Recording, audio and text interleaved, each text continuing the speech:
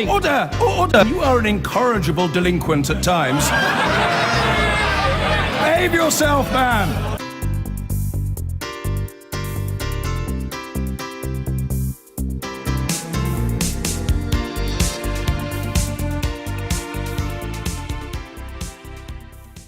The concept of grooming children is one of the most horrific and upsetting social issues of our age, and almost always it's an issue linked with sexual abuse.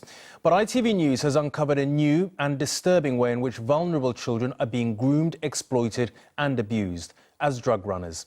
The end goal may be different, but the pattern of grooming is a familiar one. Once again, children in care are amongst those being targeted. If it's a new crisis to us, it's a scandal that's not new to the government. A report into this very issue was commissioned by the Home Office when Theresa May was in charge there. But in the years since, civil servants have been sitting on it. This exclusive investigation is by our national editor, Allegra Stratton. At any time, you could be hurt or killed or anything because you don't know what kind of enemies these people are making. These are the words of a schoolboy. Daniel was 13 when the grooming by drug dealers began. We've had to change his voice to protect his identity. They pick me up around the corner from my house. They give me a lift to school, and you felt like you were important, getting out of a nice big car. Soon they wanted something back. He'd have to carry drugs, including cocaine. I thought it was all for free. All I had to do was go and sit in a taxi and they drop me off. I'd get another taxi back and then I'll get £100 at the end. Shoe boxes full of drugs I've took. Daniel is still trying to escape this life. The police call it county lines. Children call it going country. It's a dangerous world where kids as young as 12, boys and girls, are sent hundreds of miles away from home to sell drugs in coastal resorts and leafy towns like Winchester. Drug dealers are aggressively exploiting children, targeting them because of their age and their vulnerability. An investigation by ITV News reveals that large numbers of children, like Daniel, are being systematically groomed and pushed to the front line of the UK's trade in Class A drugs. We've seen an internal Home Office document that shows, for the first time, this is now a problem gripping the whole country, and it admits that the authorities are struggling. The Home Office document describes drug dealers using children as a new type of organised crime that is unreported, and it says the number of kids involved is unrecorded. The document warns public services are not yet working together, which might be making it easier for criminal gangs to exploit vulnerable people. Our investigation suggests thousands of children are involved, and it reveals the routes children are sent to carry drugs. London gangs send to the Kent coast, Southampton and Peterborough. Birmingham gangs export west to Bristol and Taunton. Liverpool reaches as far as Essex and Exeter, and kids from Manchester end up in Grimsby and Scarborough. Documents we've seen show it's spreading. This former senior Merseyside detective is an expert in organised crime. The business model is about increasing profits and reducing costs. And if you can use young, vulnerable people, in effect children, vulnerable children, they're easy to intimidate. You don't have to pay them very much.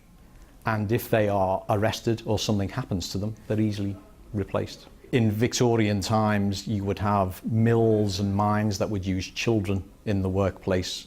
Then some of these drug supply networks are doing exactly the same. They prey on school children, but particularly the vulnerable, kids in care or excluded. These children go missing for days or weeks. Gangs may even rob the kids, tricking them into thinking they've lost valuable drugs, making them indebted, leaving them no choice. In one small corner of Essex, Clacton-on-Sea, there are now 19 lines running drugs into the town from all over Britain. Here, a local charity helps children caught up in it. Once a child is in a drug ring, it's very hard to get out. You know, really, there's three ways. You can run away and hope that nobody ever finds you. You can go to prison, which is about the best bet to help you get out of it. Or unfortunately, you know, you can die because you will not be allowed out of it. And this is something that, you know, people, regular everyday people, do not understand and do not believe is happening. Experts think that large numbers of the children that go missing every year in this country may actually have been groomed to run drugs. Here in Lewisham, the local authority believes that half of all the children it's recorded as missing are involved. The documents we've seen were circulated during Theresa May's time in office, but despite her push to end exploitation, gang leaders are grooming children. The Children's Commissioner believes this is on a par with the scandal in Rotherham.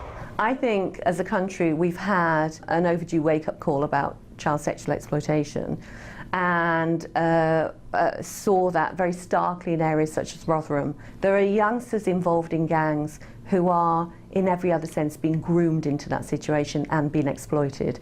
And if we're going to protect them, then we need that same scale of mindset change about them. The UK's drug trade has reinvented itself, expanding from inner cities to new parts of the country.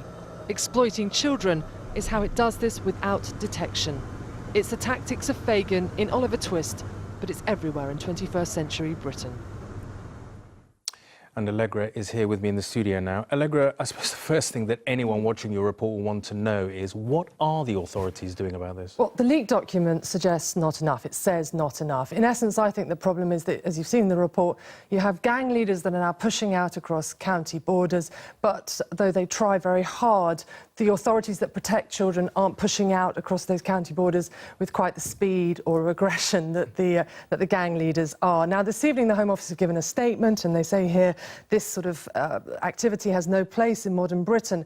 But they also point us towards a report from the National Crime Agency as evidence that they are on the case. Now, we on this team know that report very well. We've looked at it a lot over the time we've done this investigation.